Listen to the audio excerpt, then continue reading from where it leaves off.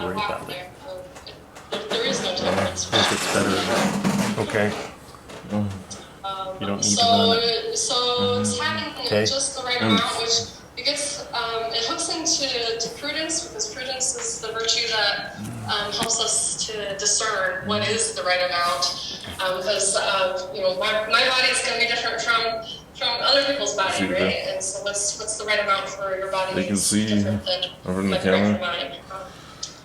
There is, so that's natural temperance, is speaking what's good for the health of the body. There's the supernatural temperance as well, which I'll get into, I think, later. So why do we need it? Why are we speaking about this in a spiritual context? What does the right amount of food for our bodies have to do with the beatific vision, with our pursuing of God? It's needed. We have to have temperance to curb those simple passions of our desire. It frees us to become. It frees us to be able to pursue what we ought, what's good for us. So reason. We talk about those three powers. Reason perceives our true good, what's truly good for us, and the will, the sensitive appetite, our senses, follow our reason to our perfection. So when reason, will, and the sense of appetite, when they're not working together, when they're not properly adjusted to one another, our actions tend to injure ourselves or one another, and it disrupts our unity inside our body. We see the good that we should do, but we don't do it, right? So without temperance, we start becoming slaves to our desire. And this is how some people end up with addictions to alcohol, or addictions to chocolate, right? Or wine, like all these different things that it displaces our ability to have self-control and our ability to seek God. So personally, in deciding to pursue temperance, I really saw a tie between my inability to regulate my eating, because I was specifically aiming towards eating, of course, but also it's tied to my inability sometimes to regulate my emotions and be quiet when I should be quiet, or speak up when I should speak up. Like just the temperance. When you work on one virtue, it kind of lifts up all of the virtues. They are tied together, and so maybe it's like, it was hard for me, honestly, looking at the list of virtues and picking one. It's like, they're all good. Well, they're going along, right? Like, I can't get girl level, but anyways. So I picked one, and that one thing in particular, I was like, not that this is time to be a confession or something, but I get angry. When I get home from work, my husband only works part-time, I'm like, where's the food? It really impacts him. And what I started out doing was, so how do we grow in it, right? So natural temperance and supernatural temperance. So if I got this right, natural temperance is concerned with proper temperance. It's supernatural. It's above the natural. It's aimed towards the pursuit of God. It's concerned with what's proper for our soul. So with supernatural temperance, we may decide to fast and deny our body the food it needs, in order to bring our body into submission of our soul, so our soul may go more easily to God. Fasting very much, right? It's where we're starting to acknowledge that God is who we should be relying on, who we need to order our lives towards, and fasting helps us to do that. So growing in it, it may sound somewhat obvious, but to acquire temperance, we must act temperately. Maybe that's not so helpful, really. So what it really means, we must follow the rules that's laid down by reason. Hear that, Trish? What? If you want to be practice temperance, you have to better be temperately. Repeated acts of temperance, Yeah. accordance with our reason. It's like a muscle. It'll grow. And then put in some prayer. No, not necessarily. So all of this needs prayer. Just right? not 10 glasses. That we are praying for God to help us, to show us the right way for us to grow from these virtues. And so we start small, and the more you use it, the more it will grow. It'll be easier to be moderate. Conversely, it's true too, right? Like if we know that our body doesn't need another chocolate bar and we eat the chocolate bar, we're actually going in the opposite direction. We're breaking down the virtue of things. So sometimes I get this self-talk trapped in my head of like, it's just another, I use cookies a lot. There's other things too. This is just another cookie, right? Like, what does it really matter in the scheme of things? And what it matters is what kind of people do we want to be? What do we want growing within us? Where are we putting our willpower? And it's important for us to follow our reason. So I did mention that you could start small. I just dived in because that's how I do things. So I started fasting, and I'm not anymore. I did it for a while, and it was helpful. But it was time to let it go after a little bit. But it really helped me grow with the hanger. Honestly, it's like what Brian was talking about really wrestling with our bodies and with our needs, the wrestling with the food, the sleep, these different things. It helps us to realize that our souls are actually bigger than we think they are. They have more capability. God gave us so much capability with His help, of course. Through Him, we can do all things, not on our own. But we're actually capable of amazing things, great things. And when we are daunted by a task and we put ourselves to it with His help, we can do many things. And letting my hunger control me, letting our hunger control us, or whatever it is, I'm going to substitute the hunger for whatever else it is, that our body drives us, that when we get in X condition, we get snappy, right? Like, or we it's hard, it's hard for people to be around us. That's that whole, something's out of order there, and we're injuring ourselves and we're injuring others with it, and it should be always a cause for pause when we realize that we're having impact on somebody. Anyway, so fasting is super important, and it really helps the body. And that fasting it draws in other abilities, like being able to by not letting the hunger control me, I realize that other things, like when that person really irritates me, being able to moderate my response to them and see them as a child of God, and it just helps all around. So I recommend temperance. It's a great virtue.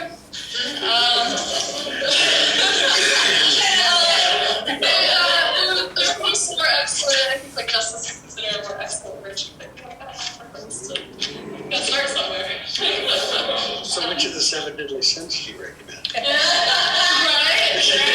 Yeah. I was having a conversation with my friend, and she was like, so virtues, like we talk about acting virtuous, and we talk about having things like devices and objects, but it's all human action, right? It's all human action. Well, I have something to add. Do you want the microphone? Oh, it's right here. Yeah, we got to pass this around. People like to hear us. In terms of eating and temperance, there's also the other end of the spectrum. Oh, yeah, not eating. Yeah. Not for fasting reasons, but because you're ignoring. Well, yeah. So personally, my husband, it's happening in your own body versus no longer being able to respond to the signals that your brain is sending, or your brain just stops sending them and sends different signals to everyone else around you that you are. It's kind of like Mary Lynn giving up, chocolate-covered cherries for Lent. We just can't stand cherries. We're giving up chocolate for Lent because it makes you sick. So temperance isn't just. Pamela, I have a question. Okay, and then Mike, what you got? It's a deep theological discussion.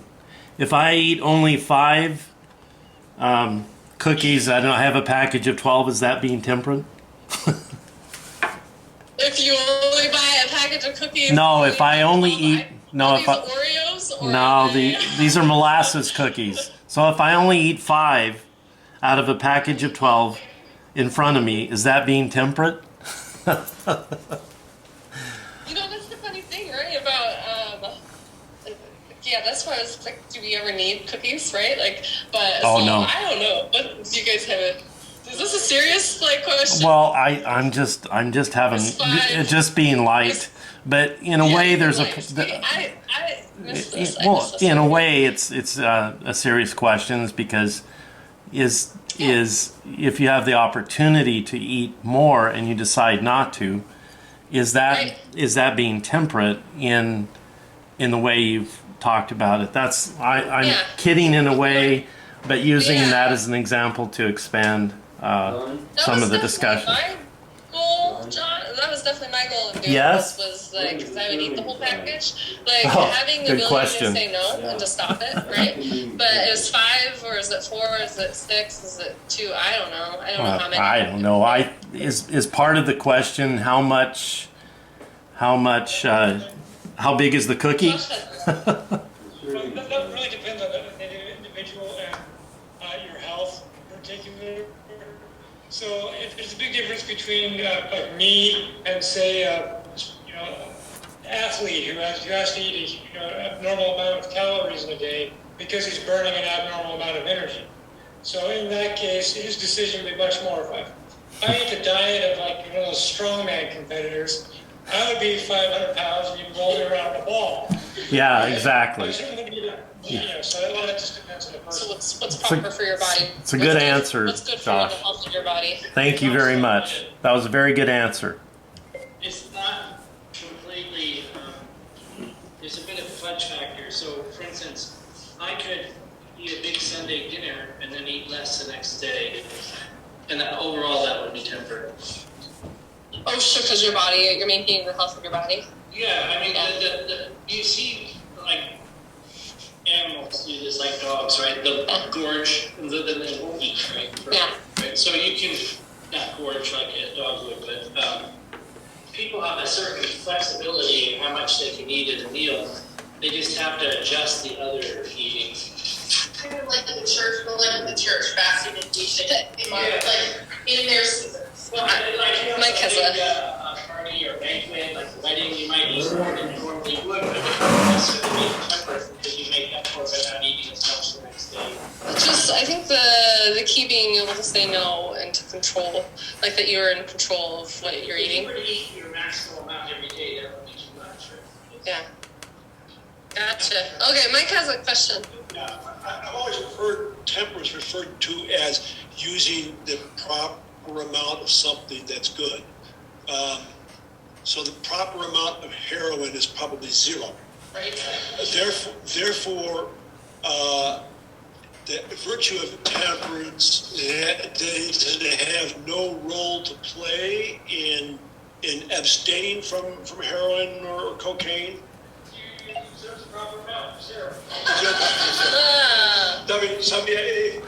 Okay.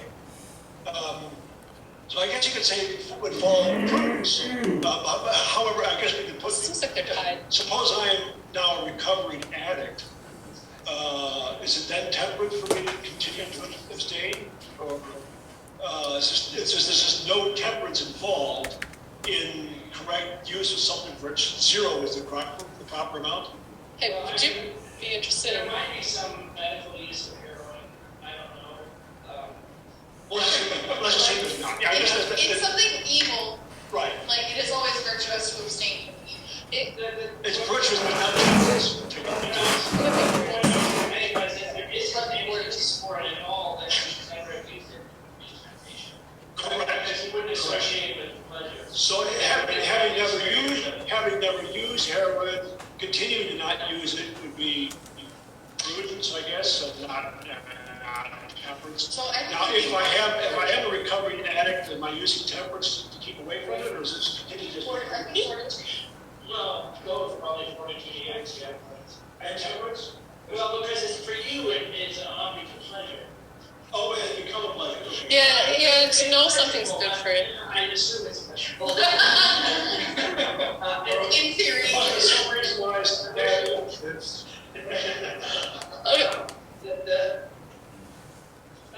Another example is like a drink. You can drink in moderation, you can get drunk. The problem with things like heroin is it's instant drunkenness. Right. So it immediately appears There's no moderation. I mean, there's recovering alcoholic and recovering drug addict, it's similar trials, right? But we would not attribute temperance necessarily to recovery from that. That's what we do. right. Okay. So I guess, I mean, it's sort of, if you're in a natural place, and you're good at Yes. drugs, right? So, Bring back to where when you went in between you did your presentation, you the extreme good and the less extreme good, right between temperance and fortitude. That's I think what he is showing an extreme good, which would be more on the end of fortitude. fortitude more has to do with the irascible, right? Because it's something that's dangerous. And maybe heroin is dangerous for drug addicts. So Anthony and then. Okay, so.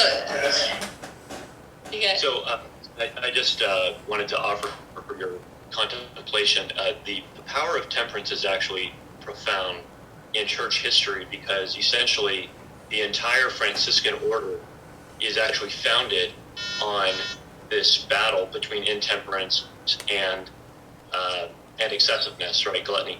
Francis himself, right, was a profligate, and he was so excessive. He had this excessiveness of his personality to the point where instead of saying, I'm going to be moderate in all of my poverty, he decided to be excessive in his poverty. And the point of this, actually, it's a funny thing, because in the history of the church, and you look at the way in which Franciscans can't agree now about how best to define the implementation of poverty within their order. And so, of course, that's how you get all of these fractures. But the same spirit of Francis is present in the order itself, where this is like, I'm going to outdo so and so, right? I mean, it's not personal like that, but it's this objective kind of look at poverty and how best to implement it ends up leading to this usually the sin of intemperance, and it's just very interesting. So I want to just kind of throw that out for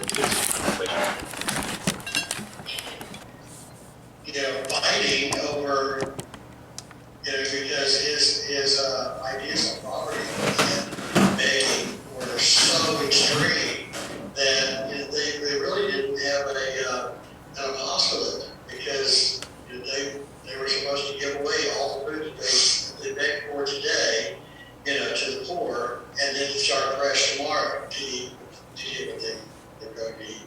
So, they were literally always begging instead of actually spreading the good news. The degree currently and over the centuries since Francis' death is how to interpret that. What's the happy balance? And there have been excesses over the centuries, and there's been excesses in both directions. And so. Okay, going back to your question about the cookies, how many cookies are enough? Oh yeah. Yeah, well, one thing is, how many calories you need for a day. Say it's 2,000 calories or something, who knows? And then you say, okay, well, I can have so much of that in cookies, right? And then you look at the serving size on the bag, and it tells you how many cookies is a normal serving size. Yeah. And you see how many calories that is, and you see if that fits in your budget. And if you say, well, I'm fasting today, so I can have a couple more cookies, you can do that. But then you have to realize, is that really treating your body well? Yeah, but it's like the feast or famine thing he was talking about.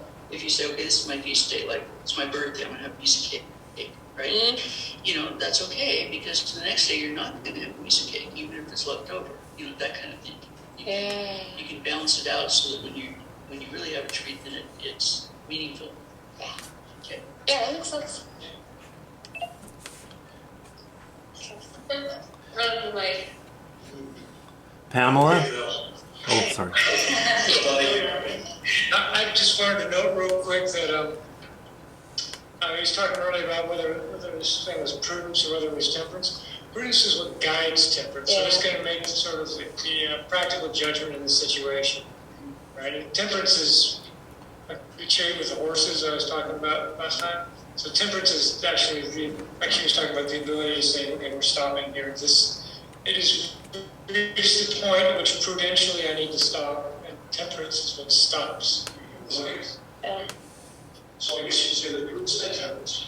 yeah, the realizing I probably should have done both. Really, unless Mike, we would like to. No, that's not. So I think Thomas is. I think that's not John. Saying that temperance can also be used to as a means to control your national anger or emotions as well. And a good example of that was in the movie Miracle Worker, where Anne Sullivan is teaching Helen Keller how to sew, and she was like a wild maniac. I mean, she was just like a wild animal almost when she first met her, because she was so out of control. She didn't know how to control her emotions and stuff because she didn't hear and see, and she was also catered to so much. And so she was teaching her how to sew, and the one scene in the movie where she was teaching her how to sew, Helen took the needle and she was sewing and she pricked herself with the needle, and her reaction was to just like, and she just started getting kind of worked up. And the first thing Annie Sullivan said was temperance. And I remember that as a kid thinking, what is temperance? Because it's, but she was saying it to teach her to control her emotion, her reaction. And I thought that was really kind of neat. We're talking about food, but Thank you. I was trying to make that tie into it, and that's a great example to show that. It's so much more than food. We talk about it easily in terms of food, but there is so much more depth to it than John, Mike, John. Pamela, I just had one quick comment, reflection on Anthony's point, which made me think about, with regard to St. Francis, is an example, or it might be a contra-example, of where God uses grace to perfect us. He uses our character, our personalities, to do His will, and grace can perfect us. And it's interesting, and it's a question I do not have an answer to, but did Francis's inclination to the excess improve the situation, or did it not? And he was a very holy man, and I don't want to detract in any way from him, but it's just interesting to try to understand that work, and that might be some discussion for the future. I just want to note that Anthony's observation raised a question in my own mind. Anyway, I'll leave it at that. And I did briefly touch on supernatural temperance, which may go against the what's proper for our body in order to do what's proper for our soul. That's about all. That's like the most I have grasped on that. But There's the ordinary temperance, and then the temperance that is ordered to get into heaven. Yeah. And it can be different.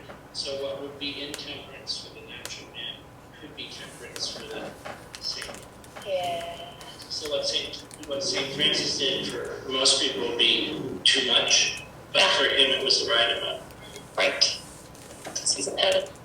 Good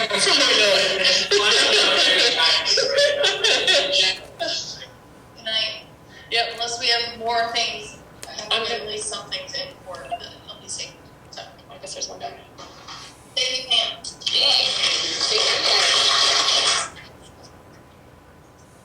I know we need a 6-hour meeting, but I'll be handle it. Because we could talk about it. Speaking of talking a long time, John and I went to the Lay Prevention Council meeting in May. It was a lot of fun. It was a lot of talking. It was a lot of big Dominican.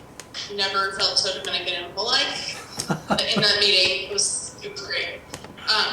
John knows when he's laughing because he knows what I'm talking about. There was a schedule that was not very well kept. Talking the entire time. And I might have lost my mind a few times. You and me too. I don't mind talking the whole time, but do not tell me what's on the schedule. Oh, yes, that's going to change, by the way. Yeah.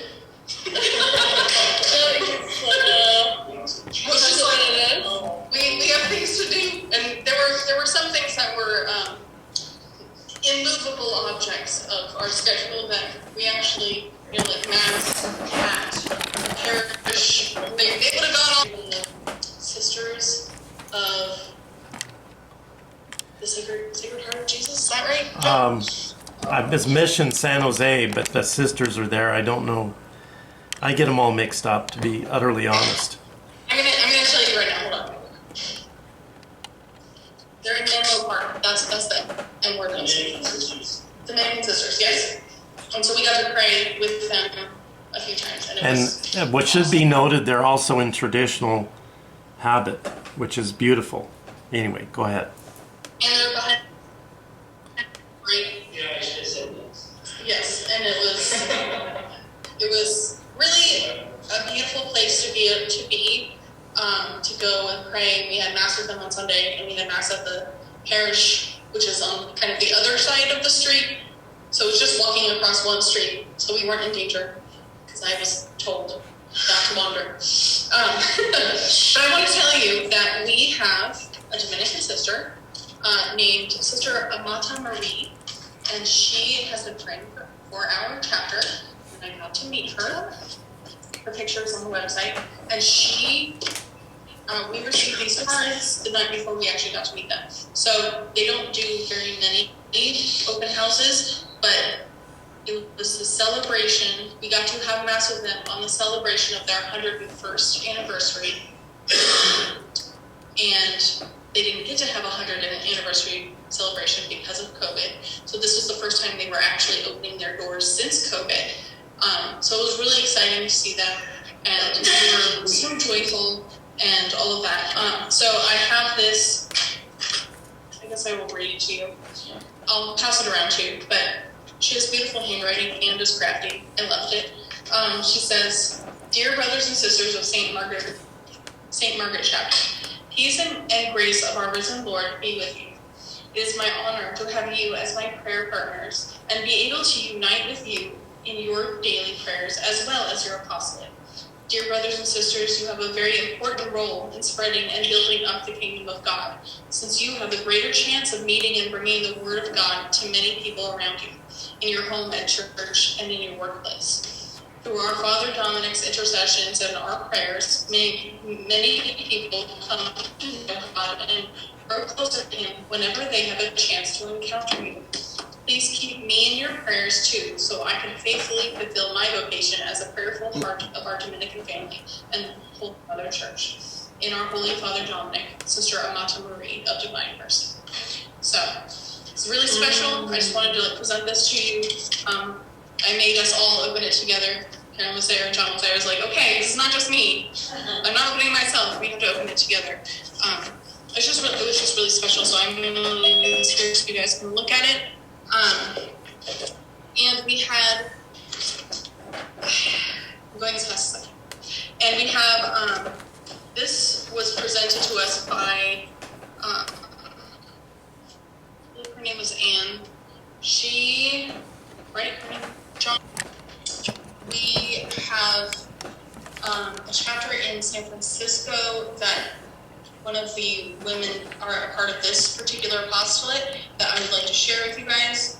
I found it very inspiring. It's called Seven Sisters Apostolate. This particular apostolate is only for women, but I think that we ourselves in the Dominican chapter can kind of co-opt and use this for our own ideas, or if you have other 7 women that you'd like to start this with, go ahead, because I think it's awesome. It's 7 women who choose a day of the week, and each of those women pray 1 hour for their priest or their bishop, whoever the group decides that they're going to pray for every day. So every day of the week, there's 1 hour of prayer in adoration for the priest or bishop. And so these women in San Francisco are praying for the bishop there, which is the bishop who just Cordelia, who just stood up and was pretty brave in his standing up to Nancy Pelosi. So that being said, he has that spiritual support there for him to be able to do something like that. And I really think that that's probably part of the ability for him to do something like that, because he is so supported in prayer to be able to work in San Francisco. And so there's a website that we can share, sevensistersapostolate.org. And I think it's awesome. They have a bunch of awesome prayers to say for the priests and the bishops while you're in adoration. And I think it's one thing, when I heard about it, my heart is always going towards, I think it's awesome we pray for priests and bishops, and I think it's important. But my heart is always towards the laity. Like, how do we serve the laity? How do we support the laity? Because in the end, that's who supports the priest. Like, we raise the priests who are to come.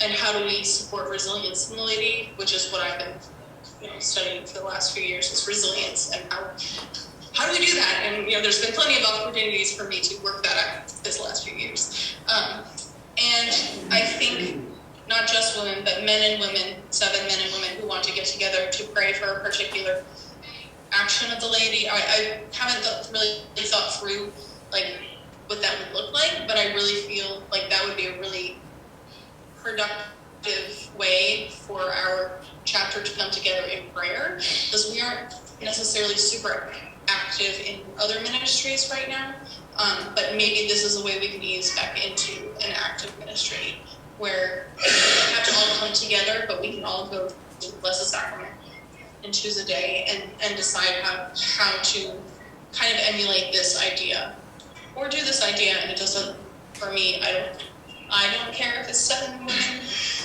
I think all of our prayers are efficacious. So I like it. I support it. I think everybody should do it. So that's how I feel about that. Any questions about that? I like it. Let's do it. Really good? Yeah? All right. Okay. The arbitration for the only also asked everyone to size. Yeah. So. And our bishop did the same thing, but didn't advertise. Oh. He said it in one month, and I haven't heard it since. But anyway, he did request. There you go. So it would also be following the request of our bishop to do that. I'm sure many of you already do a holy hour, but to dedicate it to something in particular, it would be really interesting to see the fruit of that here in our group and the fruit for the lady. What's up? Yes. Just curious, Bless you. in this time of day, that something like this would be really awesome for us, for the pro-life, because it's going in, everything's going crazy. Yeah, that's a good word. And so if we were to pray an hour a day, all of us, Right, for the particular, so that would be, this would be awesome to present also to the pro-life, group, right? and say, this is, an awesome way to organize yourselves in prayer for this thing, to give spiritual grace, extra amount of grace coming to. I think we should all learn this. So I agree. And pro-life is one of the things that we as a chapter kind of have been supporting, so that is one option for us to rally around. Yeah. I was just going to recommend maybe some kind of family life intention, so to support the families. I love that. Yeah. Yeah. So that was kind of on my my mind to present to you as an idea of something to pursue, because we were talking this last year about like what kind of more of an apostolate that we all can do as a group versus just people who go on the radio. We kind of do separate things, which is awesome. We need to keep that up. But something that we can all do as Dominicans in this chapter, like we're in this apostolate, that this is what we pray for, and we have this responsibility together. So that just came to me as part of like when she was showing this. I was like, oh, we can all do this. We tried to do that before us. We had it. Train ourselves to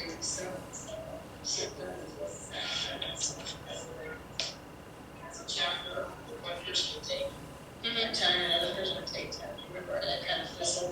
Yeah. But yeah, some exchange. Okay. So try that. Yeah.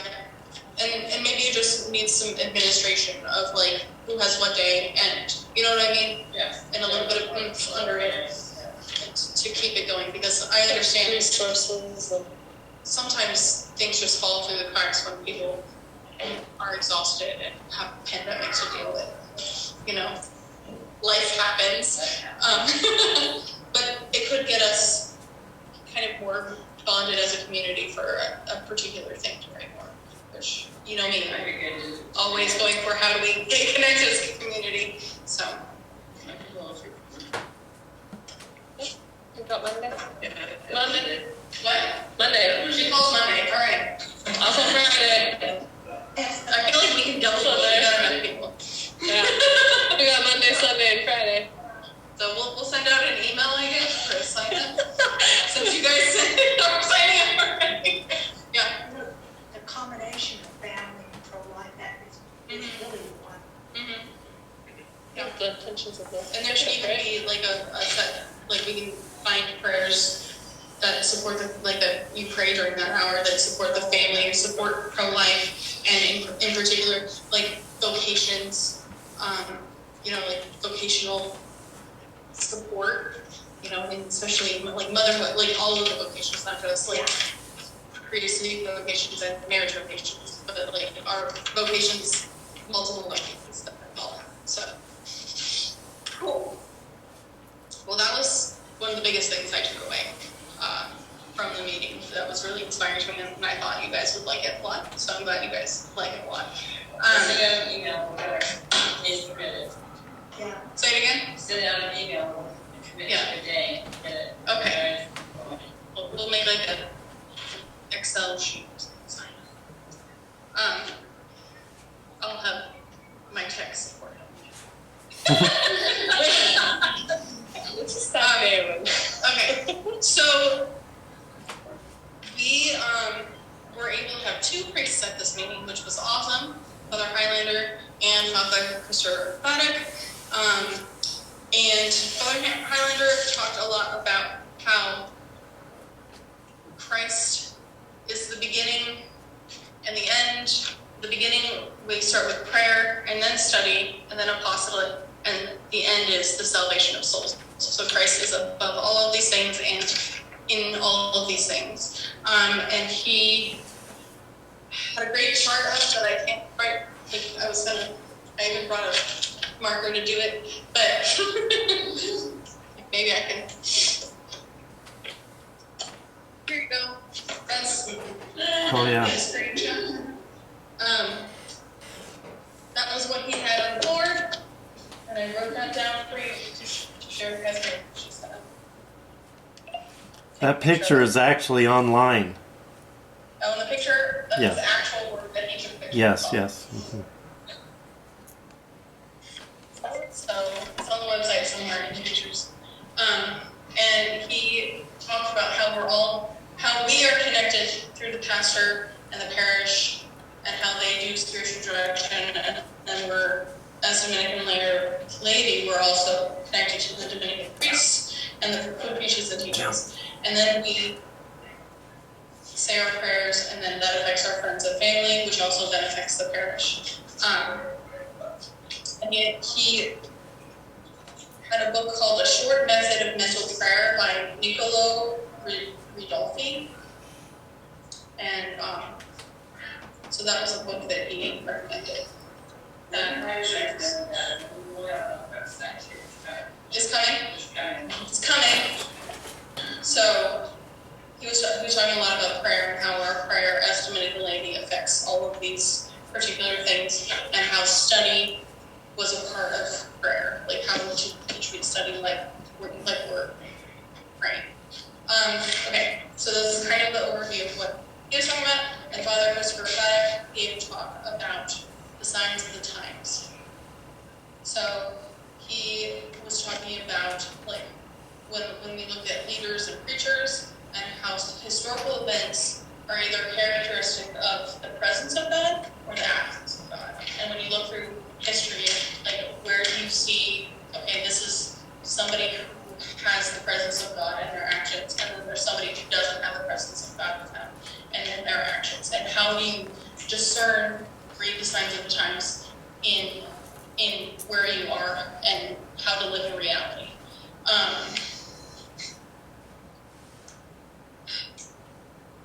Some of my notes I don't remember. He said we preach in common. I don't remember exactly what that meant. Matt Franz, and it says get things in the right order to know. So in comparison to ideology versus what we believe,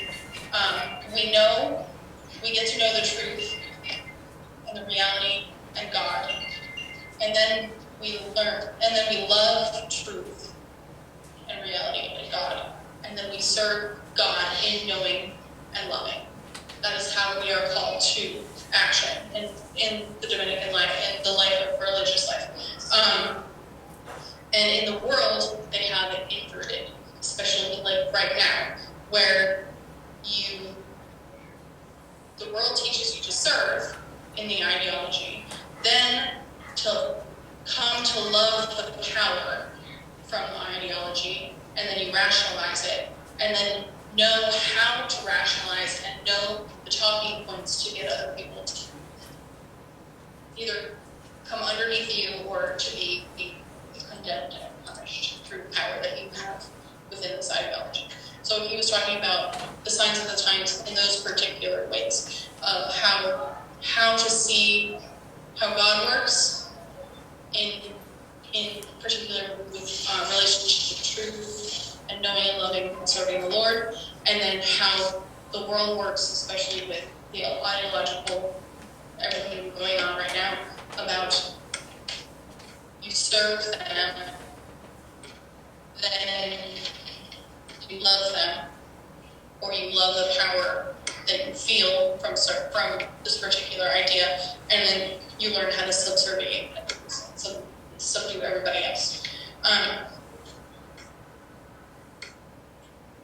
I have a picture now. I have a picture now. Okay. It says, mind finds the restraints of reality and learns to live in it. Will over intellect, the intellect of the world. So it says, the question is, how would you preach based on the presence or absence of God? And then he just went on to show and say like different things that can be pointed out as reading the signs of the times, like transhumanism, the youth as digital natives,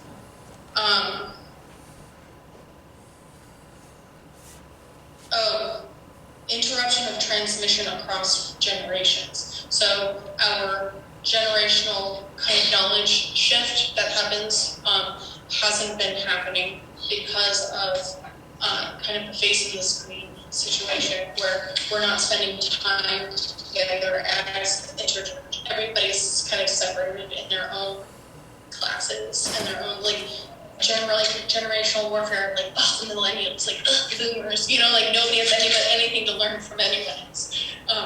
Is kind of the signs of the times, like reading this division where there shouldn't be division, right? We learn from each other and we live together instead of, being divisive and just negative. How it goes on. This is just what he talked about. Father Father Christopher Pack. What? That's the provincial, the Fed? Yes. Mm-hmm. Yeah. So it was really cool. I think it was really important to talk about. Sometimes when you hear people say the signs of the times, sometimes it has a negative connotation because they said it a lot in Vatican II. So people have thoughts about that. But it's really important that we as Dominicans are able to look at the world in reality and say, this is where this comes from, this is why it's dangerous, and how do we speak into this reality? How do we preach to people who are dealing with these things? Because that's what we're called to do. We're called to bring light into the world in that way, with the truth. And sometimes you need to insert the truth in the right places for the right people, for them to accept it, or they'll just, sometimes people receive the truth in the wrong way or at the wrong time, and it leads to them rejecting God. So that's what I got. We also have they voted on new council for the Lake Rancho Council, and John is our president. Thank you. Thank you. And It was unanimous. yeah. They. Thank you. You owe everyone wine. One beer. We're gonna have to have some wine, I guess. Temperately wine. And yeah, it was a lot of fun. I'd do it again. It's a long day, a long weekend. It's kind of like beginning of the day to the end of the day. Everybody's together. Everybody's talking. There's a lot. We're doing really well. Like our status is actually really well. I learned a lot about how chapters become chapters. There were a few chapters who became full-fledged chapters when we were there, and that was pretty exciting. And some chapters who are big new chapters who are just in kind of the purgatory status. Information. Information, that's what it's called. Also known as purgatory.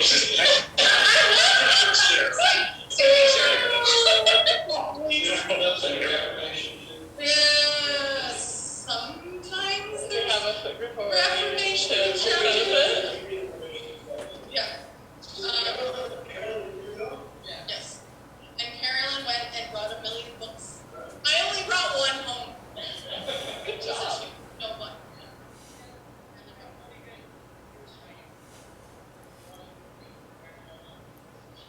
Yeah. And I think it would probably, maybe for 1 month out of the year, I think we should have a store sale and bring it here so you guys can peruse and buy the things, because they were on sale. I wanted to buy all the things. There were bags, 1 million books, and tchotchkes, and pins, and like tiny, I got a tiny Dominican cross. So it's nice, it's nice to get access to the things and not have to.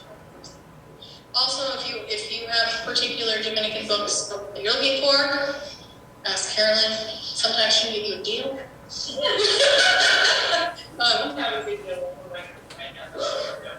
Yeah. They're pretty good. Her pricing is pretty good. So, yeah, it was awesome. I brought have you guys heard of the game, Catholic card game? No. I need to bring it here one time and just have a retreat. Huh? Retreat. A retreat kind of. So it's like apples to apples, like Catholic. And I brought it, and it was hilarious. It was hilarious. They loved it. Oh my gosh. It was hilarious. I was laughing so hard that I could not believe it. It's so much fun. We ended up beginning a game, and then there were people who came and sat behind us. So that was like then our team. And so it was like team, apples to apples, Catholic card game. And it was just a lot of fun. It's a lot of good fun, but it's clean. It's clean fun. So, it's not Cards Against Humanity. It's just kind of absurdities in the Catholic realm. It's very temperate. Huh? It's very temperate. I mean, there are some combinations that could be probably not great, but that's why it's for levity. That was a lot of fun. That next morning was not fun because what's his name? Roger. Yeah, Roger kept filling my cup. I didn't have to get up. I was just like, why does he keep getting up? It was not good after that. It was not a temperate night. He filled up my water cup. I was like, I want water. And I was drinking water. I finished my water. He put wine in my water cup. I was like, okay, you need to huh? Yeah. Is that his last name? Yes, Roger Bueno. Correct. Yes. Yeah. He works in a winery. He has the joy of pouring. He was joyfully pouring them into water cups too. I know, he was like, the next morning was not working. Yeah.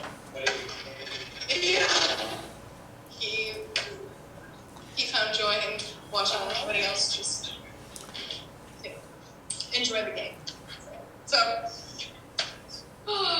anyways, it was a good time. We had awesome conversations, even in getting to the airport, at the airport, just like having good conversations with good people. I met some other formation directors, and they're wanting to get together and have a formation director retreat, which would be awesome. So I'm pro that. And to be on the same page as anybody else would be nice. Just in terms of what are we gonna do? What's happening here? A lot of them are also in temporary status. So it was really interesting. I'm like, oh, I'm not the only one. And they're like, oh, okay, cool. This is a thing apparently that happens in some places that I am not professionally professed yet. Okay, so I'm not life professed. Yeah, so I'm temporary for another year. They use the term. The rules use the term perpetual. So we're going to amend the PD to conform to that. But anyway, go ahead. So do you have anything to add, John? Well, there's two or three things I should note. And Alana, I want to thank you for the job that you did down there. It made a huge difference because you picked up the ball and carried it, and so appreciated that. And you had a very good presence, and I just want to thank you for that. And secondly, Carolyn should be commended. She and her husband came down and they tackled the store and laid it out, and it was beautifully laid out.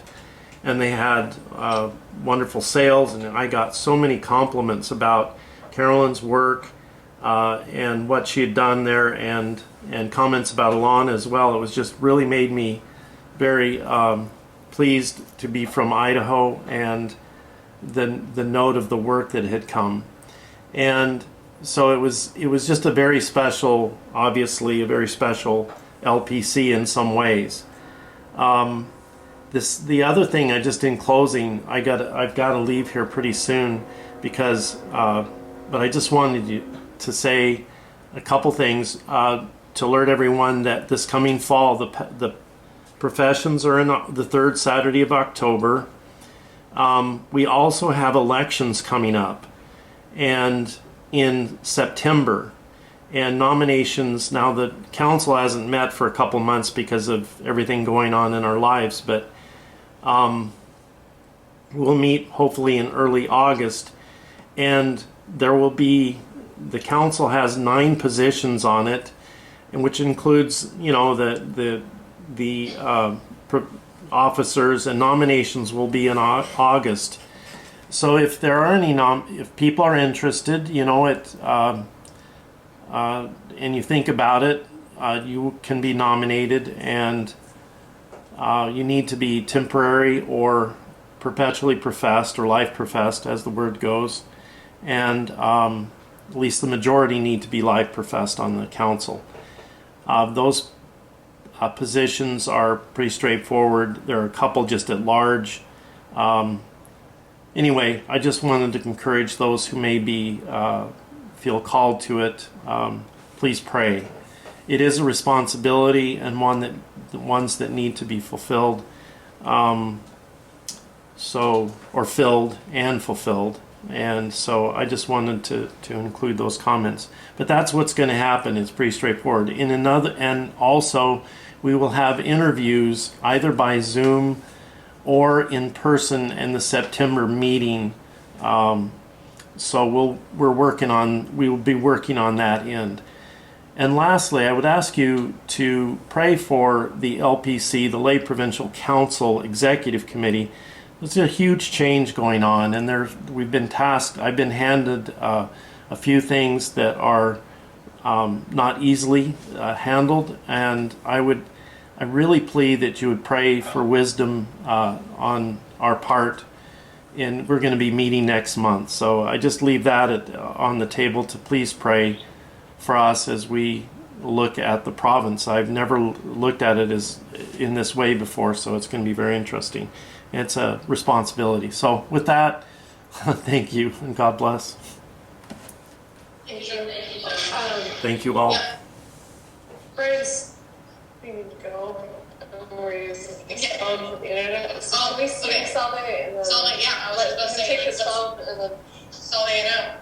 And then you guys can talk for as long as you want. yeah. Well, I mean, just online people can call each other. Okay. I don't have it today. Trish?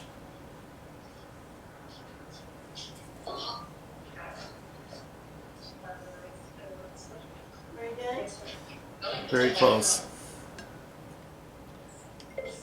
Want to sing the Salve? Do you know how to sing it, Tricious? Nope.